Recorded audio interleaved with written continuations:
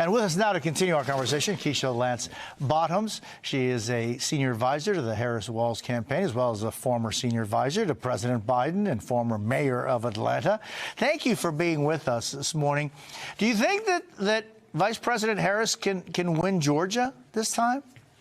Thank you for having me, and I absolutely believe that she can and will win Georgia. No one believed that Georgia would turn blue in 2020, and we believed on the ground here that it can happen, and it certainly can happen again, because you have to remember, even after the presidential election, we've had a couple of races since then. There was the runoff in 2021, and then again sending Senator Warnock back to the Senate just last year. And Savannah is home to Senator Warnock. So this is a great place for the vice president to visit.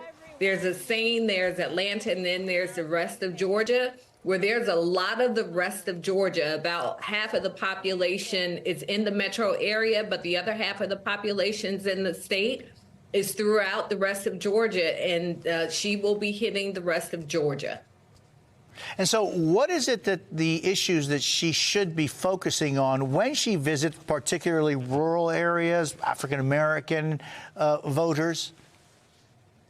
Well, there's been a big push from the Biden-Harris administration on how we are dealing with farmers and agriculture in the state. Specifically, a lot of emphasis from Senator Warnock has been towards Black farmers in these areas. So I'm sure that will be a topic, a conversation topic. But also the economy. We know that's a really big discussion point across Georgia and across the nation. And we know that there are discussions regarding immigration and how we're dealing with immigration, and especially in Georgia, where we are experiencing labor shortages in many of these communities, in our agricultural communities. I suspect that that's going to be a big topic of conversation. And just the fact that the vice president has seen fit to go to these other places is a really big deal, because you know this, Jose, these are different television markets outside of the metro area. So we will be hitting a completely different audience, and then audiences not always used to seeing big names come to their local communities. You know, and when you talk about the issues of the economy and of immigration, which in many ways are intertwined, but the importance of defining what your policy and position is on specific issues for the farming community, agricultural community at large, the poultry processing plants that are throughout much of Georgia.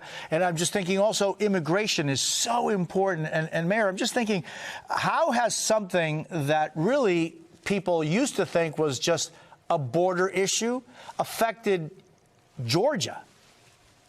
Well, when you look at Georgia and you look at it, when you talk about the metro area in Georgia, 10th largest economy in the United States, and you think about the state as a whole, there are a number of Fortune 500 companies that are based here, huge agricultural community, as you mentioned, a poultry community. And so all of these issues are intertwined. But the great thing is that as vice president, Kamala Harris has a record to speak about. She can talk about this bipartisan border deal that was taken to, or that the administration wanted presented to Congress, that Donald Trump killed, that he owns killing this deal because he didn't want there to be a win for the Biden-Harris administration. This directly impacts people in the state of Georgia. So I suspect that you're going to hear the vice president talk about that.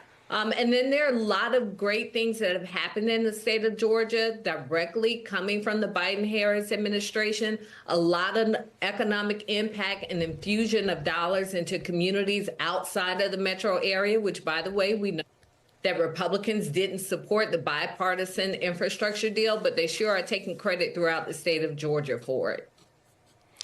Keisha Lance Bottoms, I thank you very much for being with us. I always appreciate your time.